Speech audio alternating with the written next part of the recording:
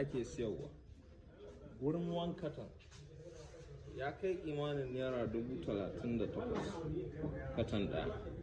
Ba su yi expire ba amma sun sa yi. Mai girma gwamna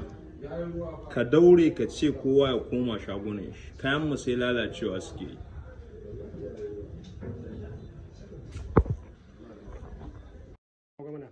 Mu ne muka zaɓe ka fa muka yi har rayuwar mun har ciwo mun jiya akan zaɓen ka. Mutane suna mana kuwa suna cewa mun zaɓe kaza kaza amma gashi yanzu mun zaɓe ka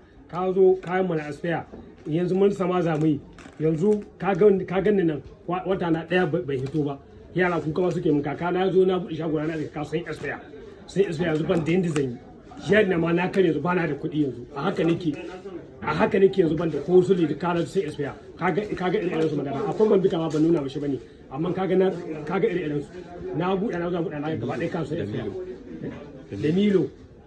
da madara dukkan su ne ka ina ganin na asara dama ni mai kallon jari ne yanzu gashi kuma ka zo ka ce mu kawo tamfasa yanzu ni yanzu ban da ma zan yi in ba tamfasan din ma ba da shi ban da shi yau gobe ban da shi yaran nan na ta mai kuka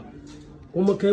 alhali mu kai kuka muka zabe ka dan mutane hakan su suke muna har lancin mun yi a lokacin da ka ci zabe a kasuwan nan har lancin mun yi ka je ka tambaya ka mun lancin mun kashe kuɗin mu saboda mun ji daɗin ka ci zabe amma ga abin da kai mana da shi nagode.